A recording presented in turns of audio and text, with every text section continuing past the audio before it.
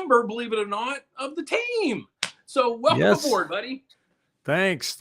I'm up in the Pacific Northwest right now. I'm not in Arizona today, so.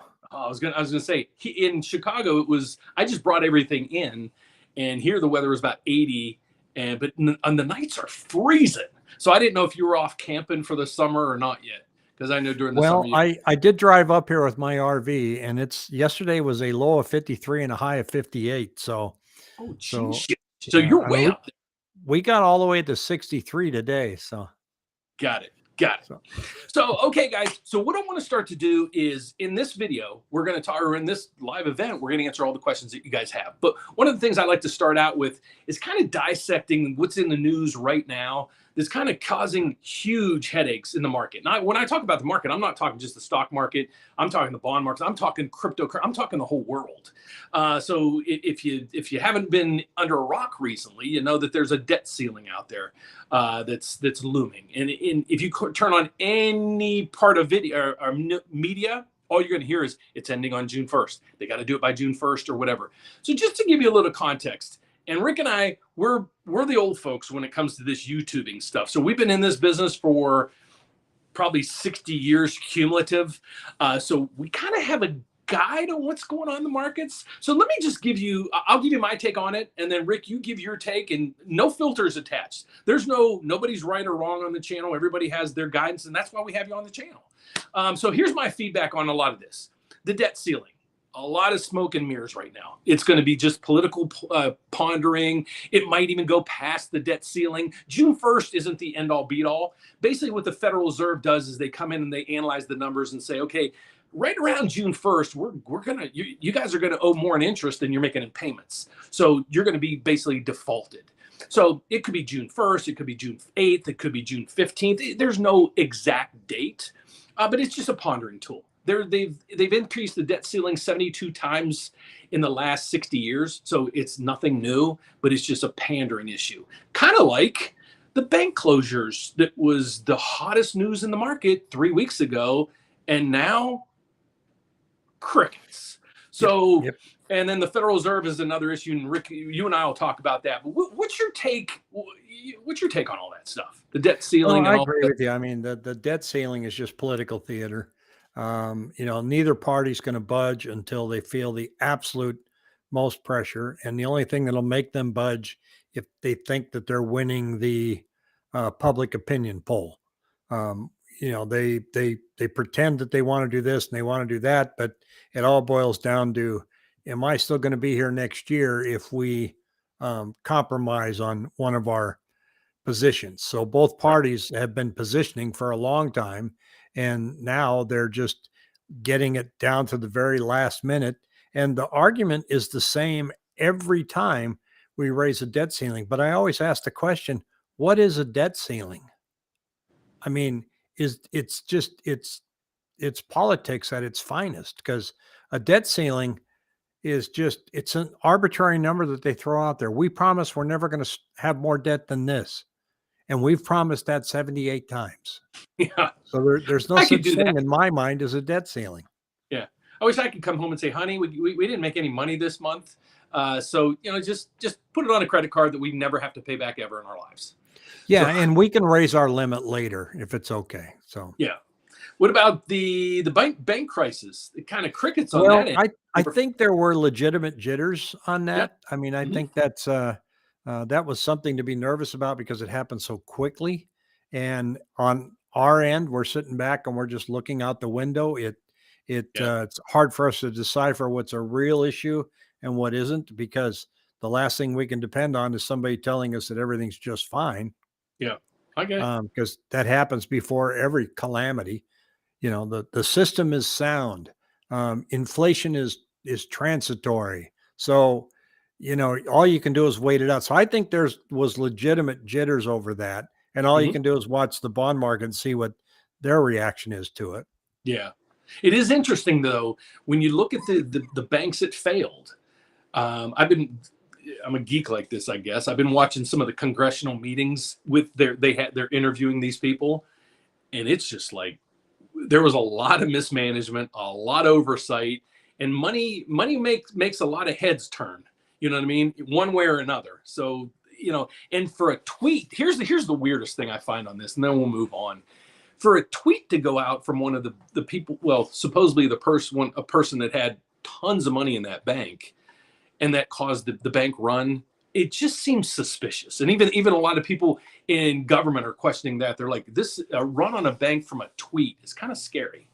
Well, you can move money a lot faster now. Watch, I'm Oh gonna yeah, I'm gonna give you $20. I mean, yeah, yeah, so I'm gonna take this from Wells Fargo and put it to U.S. Bank. yep. So So, we don't get in our car and go down there and stand at the door and ask for our money. We click it somewhere else. yeah, and it's just transferring digitally, and we, for that. So that's kind of the take on that part of the market. I was on with an analyst from actually Rocket Mortgage today, and he's expecting the Federal Reserve to raise rates again in June. And I was like, well, I don't think so. And a lot of the bond futures markets and things like that aren't telling us that. Your take on it? Not that it really, I'll say it this way, not that it really matters, not your take, but what they do. I still don't Well, think, there's been a lot, they're talking more in terms of chatter than they are in actual movement. In other words, it looks to me like there's a game of chicken being played, and that the central bank is trying to tell the traders, hey, we're not pausing yet. So if you think we're pausing, I don't think we can pause now.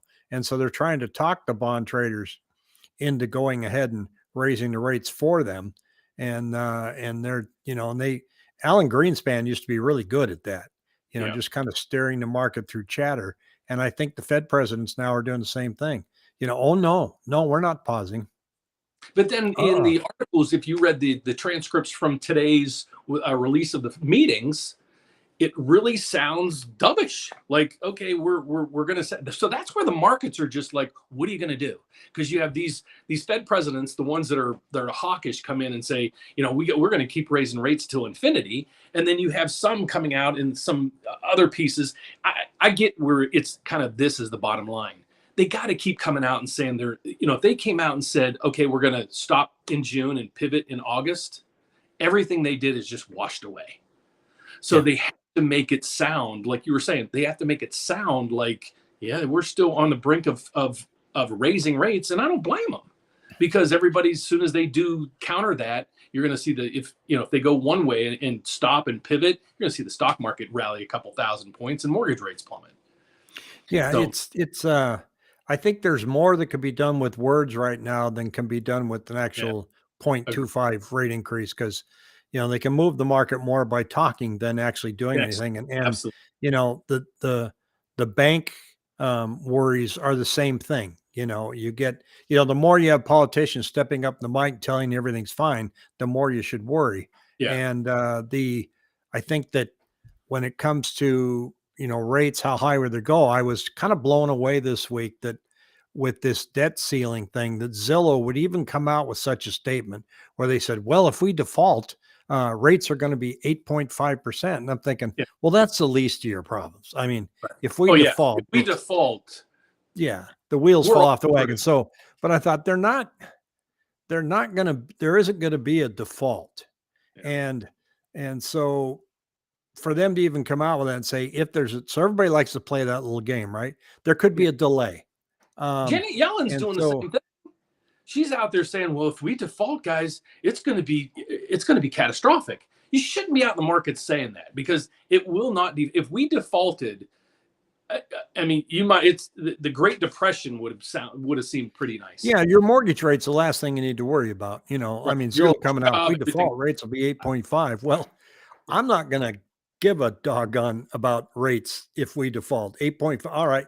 That's a non-event, because Yeah. now the gas station doesn't have any gas. I'm not getting my Social Security check. The military people aren't getting paid, so who cares what's Right. going on with interest rates at that point? Yeah. I just found it silly by Zillow to make that kind of a comment. And it's going to be, I'm not opposed, and this is going to be contrary to what real estate agents are supposed to think, right? I'm not opposed to rates hanging for a while and see housing level off. Same here. It's kind of like, um, we're only supposed to be happy if prices continue to climb and rates continue to go down.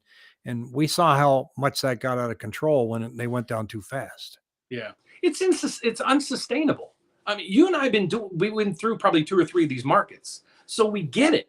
So that's what's hard when you have on some people. I've been doing this for 4 years, and I'm a CPA and a lawyer and a financial planner and a realtor and a mortgage person. This and I know everything, and it's just like, guys, even Wall Street people don't know right now. So it's okay to say, I don't know what's going to happen. Yeah. But I mean, on and the we saw though, I mean, I think the Fed's in a hard position because, the more they raise rates, the more these smaller banks get in trouble. And, we've got some comments here, Dan. One's okay. from Terry that says, we're going into a local recession, if not a depression. St. Louis Fed said 2 more rate hikes. How can you guys be such cheerleaders? You want to take that? Yeah. I'm not a cheerleader. I think I'm just saying that I think they're doing more chatter now than they are actual movement. Now, if they go up 2 more times, we can sit here at our desk and guess all we want, and we can't talk anybody into buying or talk anybody into selling. I'm just saying, I think in June, um, they might raise their rate. PCE comes out this Friday, so they might go up 0.25. They might not. And if they decide not to, it's going to be because they've seen some numbers. And so all we can do is just wait and see what they do. And that's what the market's all about. The market is waiting and Yeah. watching. Yeah, I agree with you on that. I don't know and I won't kind of try to be defensive on this. I'm not cheering one way or another. Our questions, or I guess our comments are, we don't have a problem saying we don't know. Here's what could happen. Here's what maybe could happen. This might happen, but we just don't know. I'm not cheering either one way or another. If rates were to stagnate, let's look at it this way. If rates went back down to 3.5%, do you think we'd have a housing crash? No, but I would, um, that'd be awful because once again, we'd be out showing I people houses agree that you can't get a 100%. contract accepted on. Yeah, So right. yeah, I No, wouldn't no, want to see that I at agree all. because those prices can't be sustainable. We got to get the FOMO. Everybody doesn't need a house. And I'm still not on the proponent of, and we never come on here saying you got to buy a house. We just try to make the points of here's the benefits of home ownership. Not everybody should buy a house. Not everybody should be a parent. But yeah, by no means I'm cheering one way or another. I'm just saying it's sad how the markets and the economy right now, they're giving us such false, on one side of the equation, people are saying the world's going to end, and then on the other side of the equation, everything's hunky dory. I just want to get Well, the and I truth. think Jonathan points out too, he says, I was watching a YouTuber Orlando. He said rates are continuing to go up. I can find you just as many YouTubers saying rates are going to go down. So Yeah, they're all over the map. And, right, that's welcome to YouTube land. right. I Here- wish, I mean, you saw me lose my dollar to my friend Pat, cause I thought rates are going to go up and they went down. And, even Barry Habib said that, that we were going to see some big changes May 10th with the inflation data, but the numbers didn't quite come in where he was expecting. But inside of that inflation data, along came these bank problems. So you got to give them a little bit of a pass there, right? So and then along came the debt ceiling. I'm saying along came the debt ceiling, ceiling. the debt ceiling probably has, in my opinion, about a 0.5% rate increase in there. Meaning, I think we're inflated right now in rates about a 0.5% from where we should be. So I'm saying once the debt ceiling gets solved, you're going to see the markets say, okay, we dodged that bullet. You're going to see the stock markets go up, and the bond prices, level out, and rates come down a little bit. But Yeah. the thing that what intrigued me about Rick and why I started watching his channel years ago is, it's easy for a lot of these guys to go on there and say rates are going to go down, rates are going to go up. What's the context?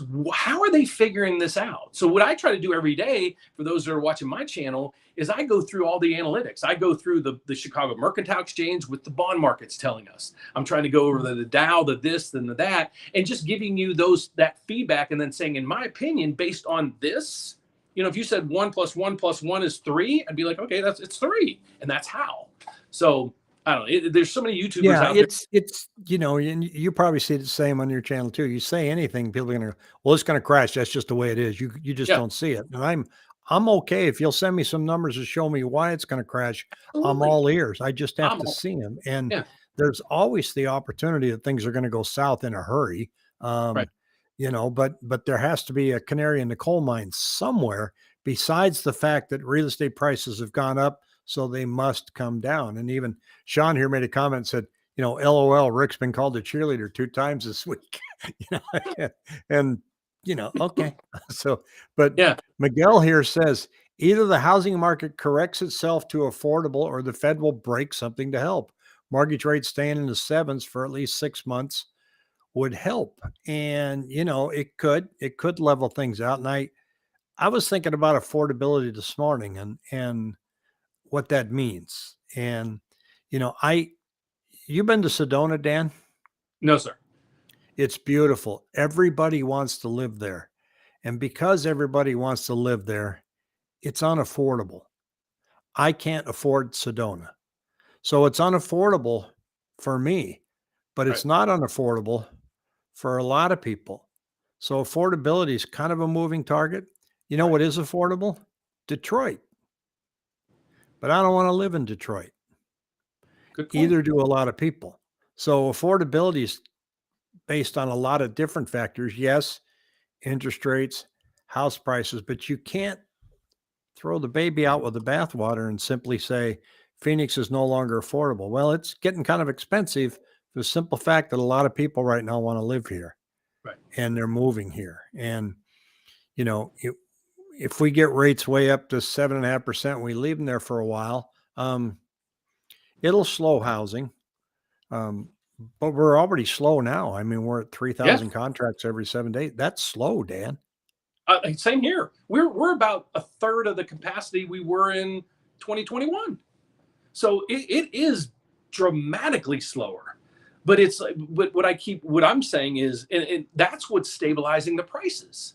Now, again, Yeah. if you threw in, all these foreclosures and homes and modifications, you threw those into the thing, and then you didn't have the lowest rates in history for half the people that own houses, you'd have another 2 million houses on the market. The prices would drop. Absolutely, they drop. You know, Well, and then you look at pre-foreclosures and you look and you see these statistics that say foreclosures are up 125%. And I go, a large percentage of a small number is still a small number. If I were to pull up the number now, I'll bet you the number of foreclosures we had last month was below 30. yeah, And but it's pre-foreclosures are like 400. And that but number is usually easily um, 900 to 1,500 over a sustained period of time. So that's not hanging out there to come in and give us trouble. What I'm looking at that I'm always nervous about, not nervous about, but if I look at and I'm trying to find a black swan event that's out there that can Mhm. throw all this, it's banking. It's our national debt and it's banking. So if somebody says the market's going to crash, then and they say, well, here's what's going on with banking and here's how unsustainable this debt is, then I'm all ears. Right. But I'm not seeing anybody give me that information. I'm seeing some numbers that make me nervous on the spending side of the treasury. I mean, I think our spending right now, instead of being which was roughly over the past, I think, I think 50 years of tracking it. We were like 18 to 21% of GDP, and now we're 25% of GDP. Yeah, And our you're blowing tax my revenue, which is you're normally 47%, is now 50% of GDP. So they're you're all out of blowing my whack. video for tomorrow. I already have this mapped out because that's what I want to That's a let teaser, people know. Dan. Yeah, and you didn't even know. So Yeah. that's why I love having you on here, man. What about Jonathan? He's got a great question up here. Yeah. He said, I haven't watched Dan's channels, but don't realtors and mortgage guys have a bias towards buying? At least that's how it feels on YouTube. I think for mortgage guys, what do you think, Dan? Do we have a bias towards buyers? I, it, I'll put it this way: people are going to buy. I can't control. You made a huge point. I don't know if it went past everybody's head. Rick and I can't make you buy. We can't make you Yeah. sell. What I try to do is here's what I try to counter, and this is I'll take slashes for this, I guess. What drives me nuts, and I'll be transparent on this channel, and I probably should just shut my mouth. I watch a lot of these guys making a lot of money on the sheep following them, and here's what I mean. they've been, there's one gentleman out there, he's making about $60,000 a month, and he's been preaching a crash since 2020. Okay. You missed out on probably a 20 or 30% run in the market. Well, but you might have not been ready to buy. Okay. But you might have been. You had the lowest rates ever in history. Okay. What are those guys telling you now? It's still going to crash. It's still going to, when rates hit 4, it's going to crash. And they laugh and chuckle and do all this stuff. And it's like, but please explain to me why, other than you keep going back to 2008 saying, well, the jobs market in 2008 was this. I don't care what the jobs market was. What happened in 2008, if you don't know, or you haven't studied it, or you don't understand it, then you don't understand the markets. So I try to explain to everybody on a daily basis, here's what's going on, and here's everything that I can give you to prove what I'm telling you. Now, I'm telling you the truth. I'm not trying to prove up something. I'm just saying, here's what's going on with what the Federal Reserve is going to do next month with the mortgage rates, or with their federal funds rates. How do I know? I don't know, but I go to the Chicago Mercantile Exchange. There's a futures market there on the federal funds rate. So we look at the probabilities there, what they're going to do. I remember back not long ago, again, when somebody said, well, when rates hit 4, the market is going to just crumble. Well, it kind of did in sales, but not in values, because there's not a ton of sales. It's just pure economics, supply, demand. Like Rick was saying earlier, if you want to live in Sedona, the supply is very limited and the demand is way up there. Like the Mona Lisa. You want to buy a Mona Lisa, you're going to pay for it. But if you just want to buy a crayon, colored paper. Well, Jackie says here, each person's situation is different. Some should buy because it makes sense. Some shouldn't because it doesn't make sense. But people need the real facts. I think going back to, do we have a bias towards sellers? Well, if you're in the lending business and real estate, you're getting contacted, or bias towards buyers.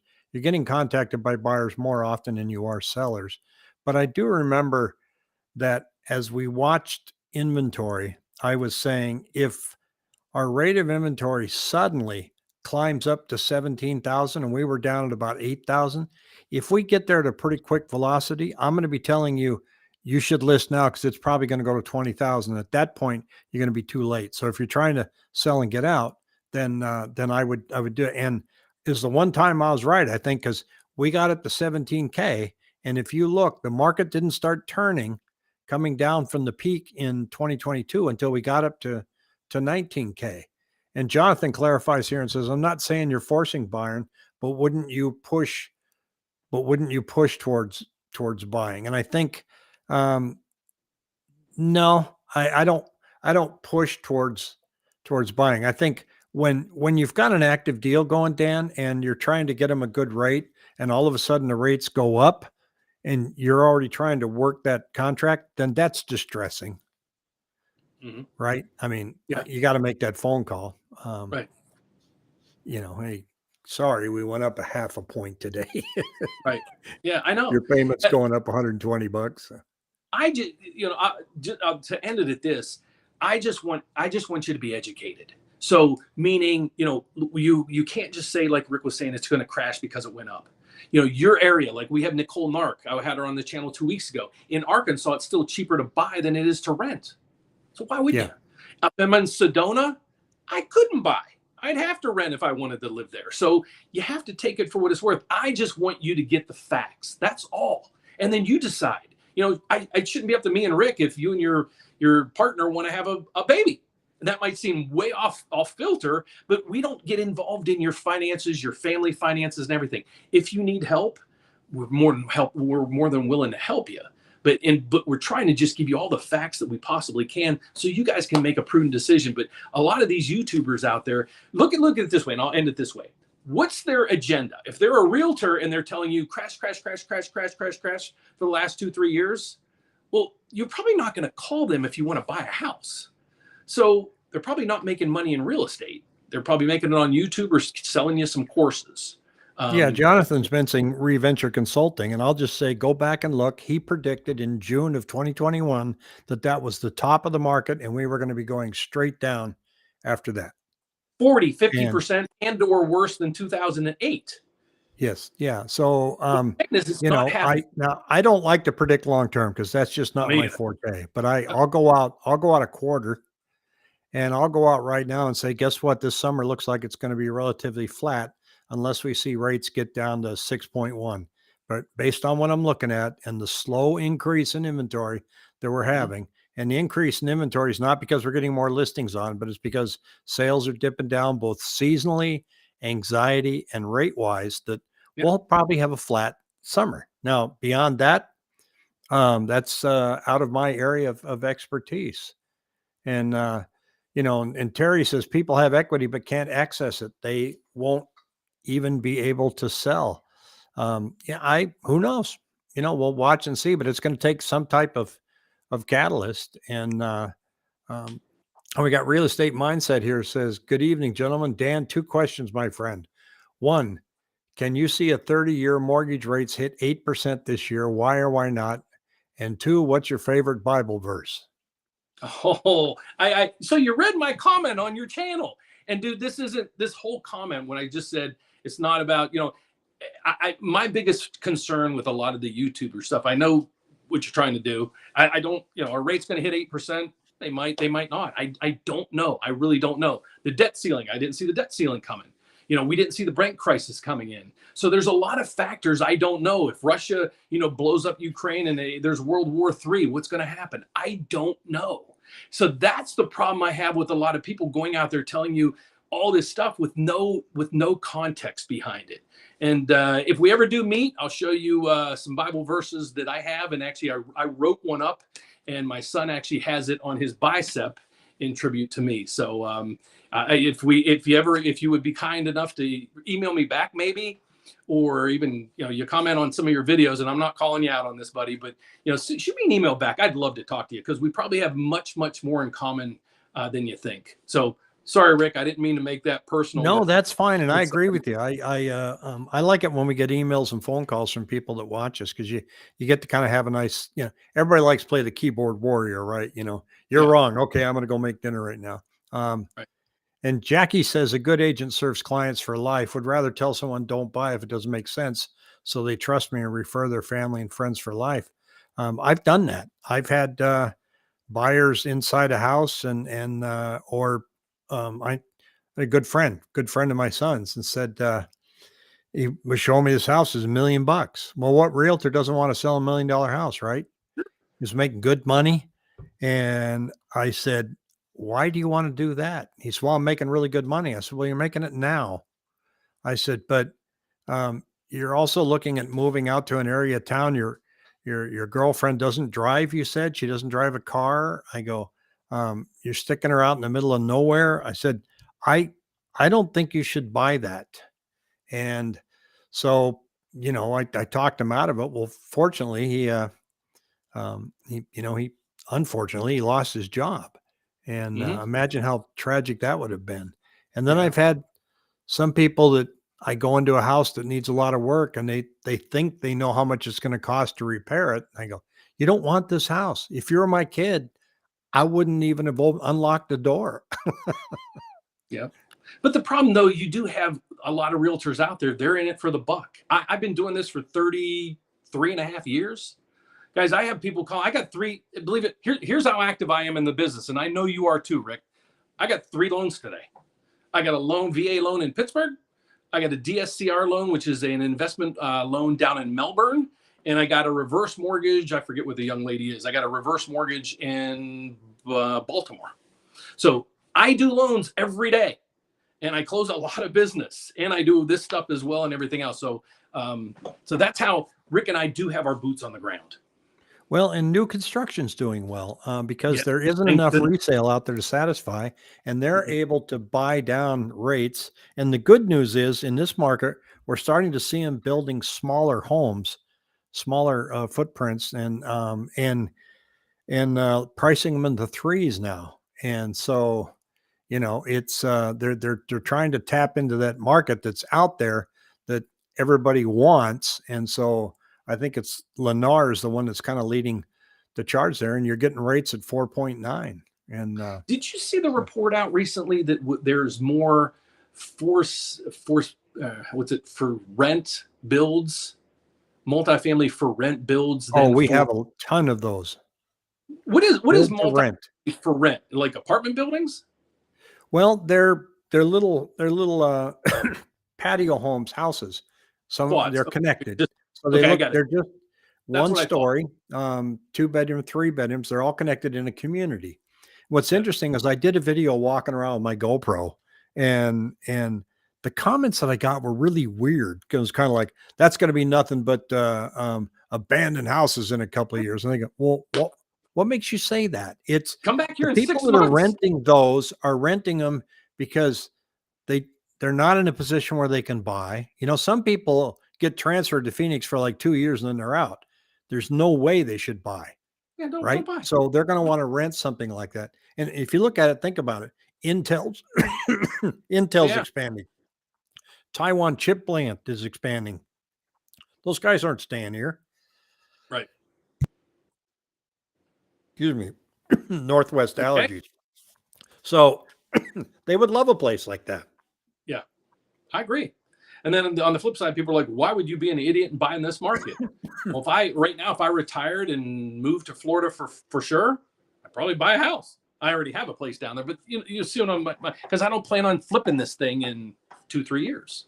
And, but Well, they're to, buying those because they don't want somebody living above them or downstairs. They don't want stairs. It's got a little back patio.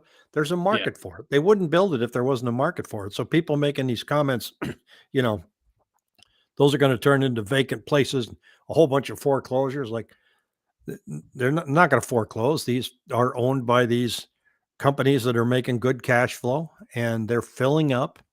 And now, would I live there? There's probably a time I would have loved to have lived there. It's a sense of community. There's a market for it, and they're springing up all over Arizona right now. And so they satisfy people that are renting that don't want an apartment, and they satisfy the person that's only going to live here 2 to 3 years. how long And ago did you Jackie do here that? says, the Buckeye homes are selling like crazy, 300,000 to 400,000. DR, Lennar, Centex, all buying rates down to 4.99. I love seeing the first-time home buyers being helped like that, and that's why their prices are up 6% in this Mhm. market right now. Yep. They're just, instead of reducing the prices on their house, that's brilliant. Instead of reducing the prices on the house, they take that money that they would have reduced, they buy down your rate, make you go over to their lender, which is no, I don't know how it's legal, but you have that option, so do it. It's a good deal. Well, and the permit counts are showing that they're not overbuilding too, Dan. Okay, It that's looks scary. like it when you see it, but if you look at the number of people moving here, the rate of which people are buying, and the number of permits that are out there and the number of homes being built, there isn't a huge disconnect. And Okay. that's what you have to see to be able to say that new construction is going to implode. Those, like 2006, it could not have been more obvious that they were overbuilding. Oh, They were I treating construction like a perpetual motion machine. We were only having something like 200,000 people a year moving to Phoenix in 2006. That's how small that number was. And they were building as if we were having 1.5 million people moving here.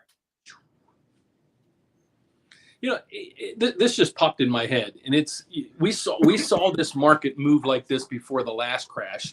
Why? Because the financing was crazy and everything else.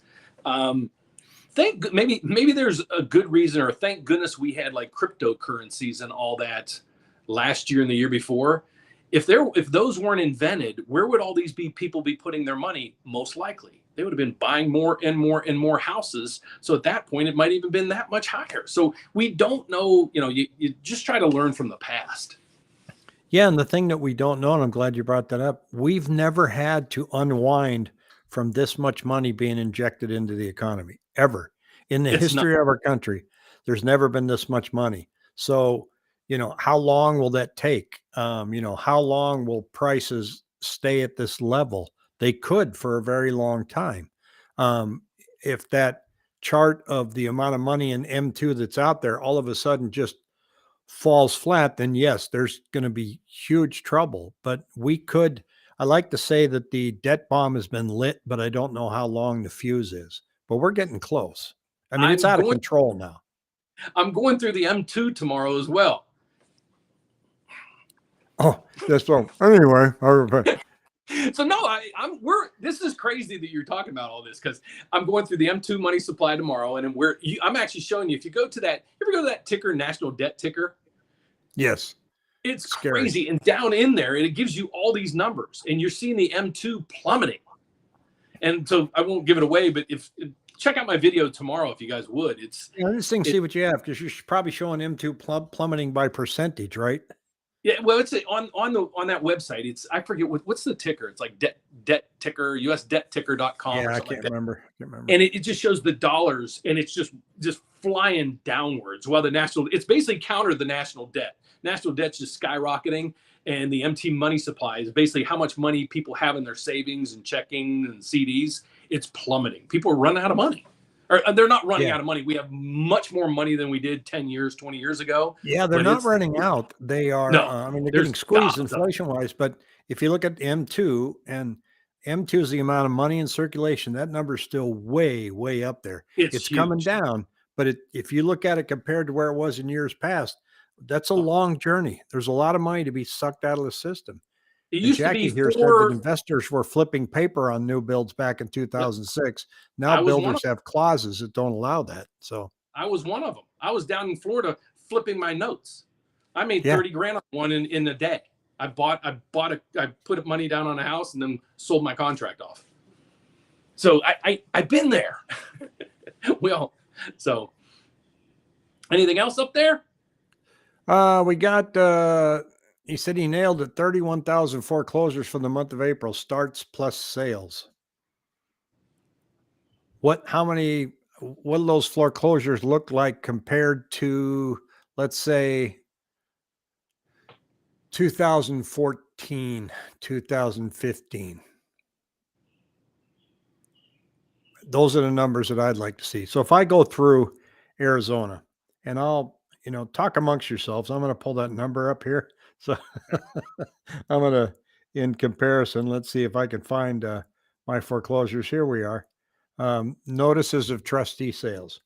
And I can go back and I can look and say that in 2015, after we kind of shook out, right, everything going out, we had 956 notices of trustee sales in 2016. And today we have 330.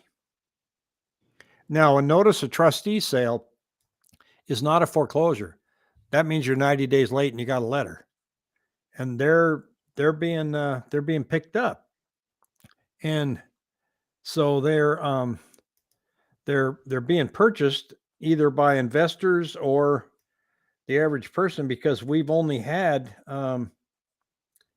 11 notices, 18 sold to a third party.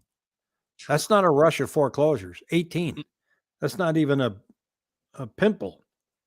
Compare that to July 2015, we had 214. And if you go back to the big foreclosure years, they were in the thousands after things went. So when I see a number that says, there's 31,000 foreclosures, well, what is that compared to? I used to have a general manager when I sold bread, and you go, well, we're not selling much bread in Palm Springs because it's hot. And he goes, how hot was it last year?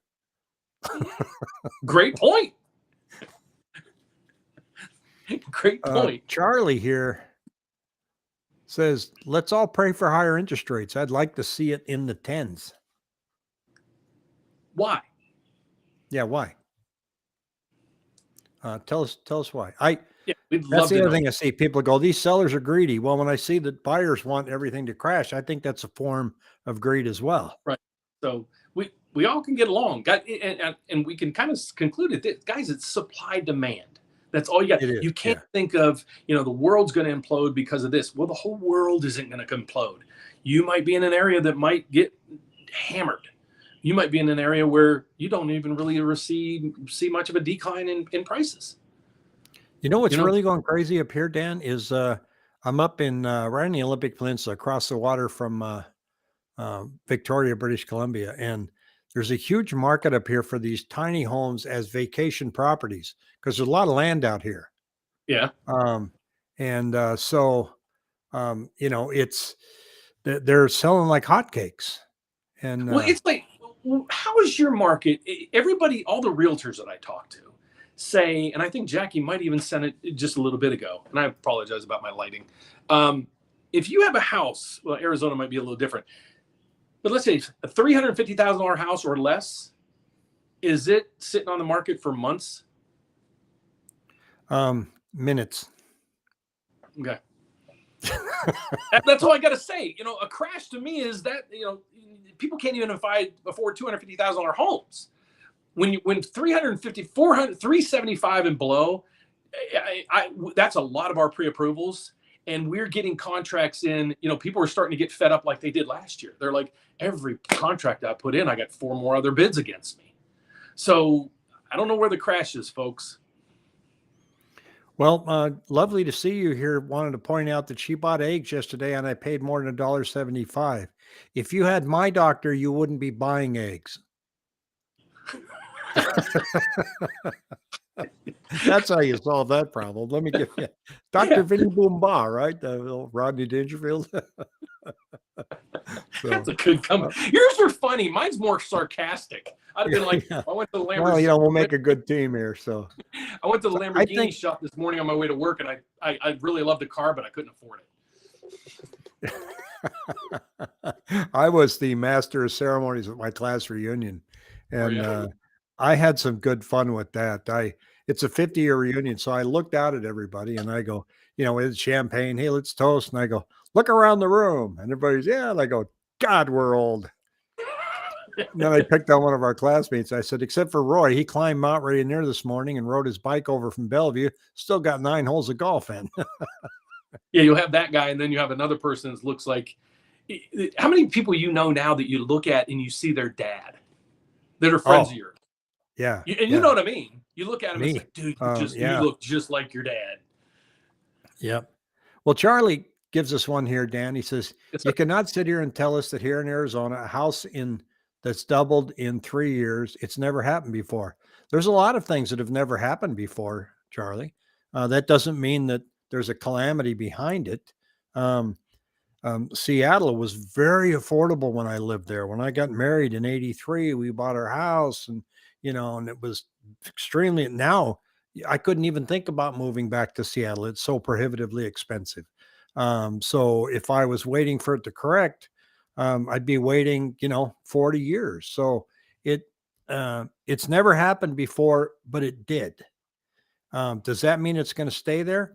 Hold your breath. Let's wait and see. And Charlie says, I'm not saying it's going to crash, but it does have to correct. The market will correct itself as buyers back off because they can't afford it. That's what makes the market correct. If new jobs come in with higher pay that support the market, then maybe it won't correct. So, you know, there's a lot of moving parts in real estate. Wouldn't you agree? Oh, in Melbourne, Florida, 15 years ago, just you buy anything. Now SpaceX and everything else is down there. You can't afford anything. So that's 10 years. So there's reasons behind it. You just can't. What we're trying to say is you just can't say it's gotta. Why does it gotta? You know, well, just because it went up. No, that's not a good reason. Yeah, Jonathan's got a good point. Why not be cautious? Just don't understand why you can't do that. You can be cautious. You should be cautious. Absolutely. Don't buy something, think you're going to sell it in 2 years. Get a house when you feel like you want it. And I'm not, and once again, why the huge push to buy? Not giving you a huge push to buy. Yeah. I'm just saying that the market doesn't look, based on what we're seeing right now, that just because prices went flying up, that they're about to come flying down. It's like, you know, it's not a car. Just because you're going fast doesn't mean you're going to crash. Right. So I think, you know, it's kind of frustrating to me in a way, in that that it's kind of a folding arm moment. Says, well, it's going to crash because it went up. Okay, well, how long you been waiting for that? Yeah. Or you know, how many people buy a car and spend a lot of money on it, and right when you pull it out of the dealership, you just lost. And cars right now are $60,000, $70,000, $80,000. So, you know, if you want a bad investment, buy a car. Everybody has a car. Well, real estate went flying up because money was free. Yeah. Right. Yeah. and money was being dropped from helicopters, Yep. and M2 went up like crazy, and it's a strange economic time, and it will correct over time. And anytime you look at a chart, it doesn't always go down. It may go down gradually. Prices could go down a little bit while wages start to come up, and it could take, look at Japan. It's taken 20 years for them to even get to that kind of parity. They've been sitting out there with GDP at like 1% for 20 years. That kind of stuff can happen. Yeah. We could muddle along in this mess for a long time. And I say mess, and I mean mess by affordability. Yeah. We could be here for a while. And about an hour west of me here is Forks, Washington, where I used to work. And it gets 10 feet of rain a year. And real estate went up. And I'm like, good God, why? I mean, the town is dilapidated. There's a few buildings that should be just bulldozed over. Well, you can work anywhere you want now, and people are choosing that they like to hunt and fish, and that's where they're going, getting a place out there on the river, working from home. There was a shortage of homes because it's only a town of 3,000 people. Real estate shot up. Mm-hmm. I lived there 2 years, enough for me. I love it in the summer, Yeah. but in the wintertime. And Jackie says you should always be cautious no matter what type of market. Yeah. It's, Jackie's also saying it's already partially corrected. It could take 5 years to come down 10%. Again, who knows, but it's not out of the realm for things to just kind of be boring for a while. Right. With a lot of times what I want to address as well is, let's just say you don't buy, let's not talk buy or sell. What is your housing cost? So I look at it this way. If I'm going to be in an area for a duration of time, and I know that, why, I might rent for the first year to get a feel for the land. And then if I know I'm going to be there, I'm going to buy, because I personally, and this is my thought, I want to lock in my payment. I want to lock it in, because we saw over, usually, Rick, you probably know this number off the top of your head. How much, you might not, and I don't mean to put you on the spot. How much do rents usually on average go up a year? A couple percent maybe? Well, on average, I would say on average over the long term, they easily go up 5%. Okay. So the last 2 or 3 years, we saw double digits. Yeah. For 2 years consecutively. And then even this year, I think we're still going on that uptick. So again, let's rewind to the back in 2021 when everybody's saying the world's going to end. So let's just assume you bought a house then, and you got to rate it 3%. Then you fast forward 2 years. Now your house, you bought 300,000, it's worth 330. You have a rate at 3%. Your payment's affordable. Your taxes went up a little bit. Okay, your payment goes up $50. Well, shoot, your homeowner's insurance went up. Okay, it went up another $50 versus my rent going up 10% this year, 15% next year, 8% the next year, and then flattening out. Who would have been in a better position if you would have bought in 2021 or if you're still renting today? That's my point. But yeah, even if you look at some of the people that crashed in 2008 that didn't move, they hung on to them, converted it, probably refinanced 3 or 4 times, got a fixed rate, and they're in great shape today, right? Exactly. Awesome. This house I'm in right now, my brother, it's going to be paid off here in a few months. I got a friend lives up the street, and he said, I don't even know what's going on with the real estate. He goes, I heard prices are down 30%. And I was thinking, how could you hear that? Well, his house is paid off. He doesn't care. He doesn't stay up with it. He said, I don't care. I bought this. I paid it off. I got a couple horses out back. He says, I don't care. Yeah. These are deja vu times of back, other cycles that we had that I saw the same patterns. But in those equations, I was on that bandwagon. I'm like, the world, this is going to be bad, because I saw the subprime. I was walking into these mortgage companies that were doing that ethical of things. There was 125% loan to value loans out there. Every loan that you did was 100% financing. It was crazy. And everybody was taking adjustable rate mortgage on teaser rates and ARMs because that was a payment that they could afford. As soon as it went unaffordable, they they tried to refinance. There's no equity in the house because it's, when the market finally stagnated, and then that's when everything just imploded. But in Well, today's Jonathan here says, I'm not sure I want to risk the upside down home, especially if I'll probably move in 3 to 4 years. I wouldn't either. I wouldn't If you're either. going to move I had a military guy call me last year and he said, Rick, what's your advice? He goes, I'm only going to be in Phoenix 2 years. And I said, rent. That's Right. that's an easy answer. Don't do it. Because I mean, So you've got please, fees, you got to pay. It gets hard out. People play this clipping if you would, when you hear people saying realtors and mortgage people just pump FOMO all day long, because we had the same answer on that one. Rent, stick there your 2 years and move on. My buddy Terry here says they're putting the rates, the lates to the rear of the loan. The how big of a problem do you think that is, Dan? In other words, the late payments that they had in forbearance, they're rolling it to the end of the loan. Are you still seeing that they still have enough equity, or are they going to be upside down and this is a ticking time bomb? What are you seeing? Nobody's doing anything. The only thing that could really play a huge havoc is if we go into a massive recession, unemployment just skyrocket. But if woulda, coulda, shoulda, maybe possible, it might happen. You get what I'm saying? People have the equity. There's also these reports, and I'm sure you do them as well. People have more equity in their homes now than ever in history. So, if you're struggling with your home, most of these people, they want, is the homeowner. Let's say I'm struggling. I'm going to work with the mortgage company to try to keep me in this house. The mortgage company is now going to work with you a lot better than they did in 2008, because they realized in 2008, we're not realtors. We can't take these houses back. We want these people to pay something. Even if they pay half the payments that they're paying now, it keeps them in the house. It keeps, their cash flow going. They don't have to get that house and fire sell it. It helps everything. So if that wasn't the case, that didn't happen, we'd have massive issues. But like I know people, neighbors of mine, that didn't even need the program, but took the COVID deferral and didn't pay payments for 16 months. And they're like, I just saved the money. They throw it on the back end, interest free, and worry about it. No, all my neighbors, we've all been here 10, 15, 20 years, probably here another 10 years or so. That's, when you're talking to some of these. Did you see my new deck? Yeah. Yeah.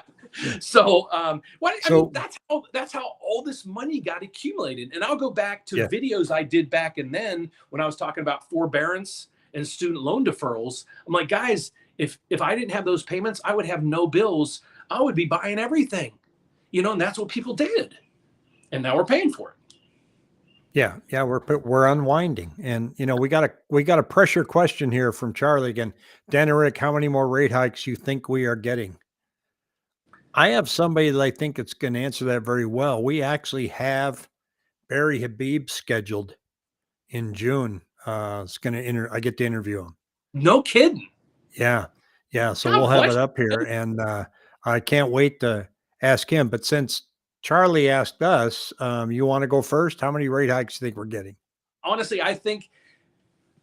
personally, and all the information that I'm accumulating is I think they're done right now, but everything's going to hinge around the jobs numbers. And I have no idea what the jobs numbers is going to come in at. So, and if they do raise, I think they'll raise a quarter in June, and then it'll be the pedal off. But, and I'm saying this as a scapegoat, I don't know. Because, again, if China now decides to attack us, the whole world changes. So well, my guess is based on the chatter that they have now, that they're trying to talk rates up so that they don't have to raise them in June. And otherwise they just, they would just say, well, we're going to be up a quarter of a point. And the market's already got that built in. So if they go up a quarter of a point in June, you watch, just like every time we've seen it, it won't affect mortgage rates. It's not going to make us go up to 7.5. It's just going to be, built in. I've seen the surveys that said that we've gone from a 30% prediction that rates are going to go up by the Fed in June now to, I think it's 53%. You probably know that closer than me, but as of this morning, it was 27%. You can actually find that if you just Google CME. It's CME futures Fed funds, and you can pull up that chart and the probabilities. It's right there. And I go over it every morning in my videos, and I'm almost positive today it was a 27 or 30% chance of a June hike. And then a 25% chance in July. If they don't hike it this time, there's a 25% chance they'll do it in July. And then from there, they're showing, the markets are showing a pivot. And that's where the discrepancy is right now. Well, one of the Fed chairmen also said that he felt that the banking situation that they had right now is equivalent to a 50 to 100 basis point bump already. Mm-hmm. So in other words, they're doing the job for us now in Yeah. tightening credit. And Terry says, how about mass layoffs? Fed wants us to be at least 5%. That's going to be tough. Who knows? Who knows? You know, I find it terrible that the only way to control inflation is to make sure people lose their jobs. Right. We could grow our way out of it, but don't get me started. You know, you could grow your way out of inflation with different policies, et cetera. I don't think you have to lay everybody off. It's a supply and demand thing. If we're not producing enough widgets and there's this many people that want these widgets, what if we just got more people to produce more widgets? Now the shortage has gone away. There went. So I'm too much of a libertarian on that too. Well, a lot of it is just, and you hate to say it, a lot of it is just a shell game. Yeah. You know, with politics, it is a shell game. They Jackie get said elected. she thought 28 on Friday for that survey. So okay, so yeah, it's right. That's what I thought. Today was about the same as it was. Yeah, the news between now and June 1st is going to be so doom and gloom, and you know, now you're not going to get your Social Security check. The national parks are going to close, and it's going to be just absolutely brutal. And you know, if you like political theater, you're really going to enjoy the next week. Yeah. I mean, it'll be an enjoyable holiday weekend to sit back and watch TV. Everybody bitching back and forth. They're wrong. They're going to cut your Social Security, and they, you know, this and that. And then the other party, they only want the rich and famous to be wealthy. And it's like, oh my God, just help us. I just want another hot dog. Yeah. Yeah. And a beer. So we got more up there. Cool. What's that?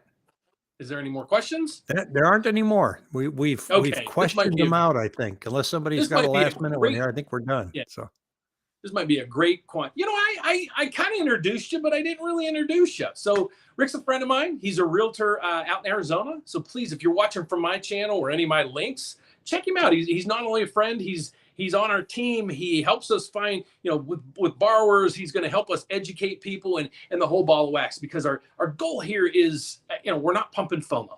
I don't care if you buy a house. I would love to help you if you and your family decide to do so. What do you have to say, Rick? Yeah, it's I couldn't agree with you more. It's fun just to put the numbers out in front of everybody. I mean, I don't have you know, 90,000 followers. Although I did run into a guy at Costco that recognized me once. That was kind of fun. So but it is fun. And Dan, you reached out to me about a year and a half ago. It's been great to work with you and to collaborate like this. And what I like is that you ask a lot of questions, and you look at the data in more ways than one. And so I like how you dissect it. I like how you explain it to us. And I watch you often, and I appreciate all your hard work. So thank you, sir. Well, it was a pleasure having you on tonight. Please don't forget to check out Rick's channel, subscribe to it if you would. And again, we're just here to provide the facts. God bless you. Have a fantastic holiday weekend, and I'll see you folks next week. See you then. Take care. Bye-bye.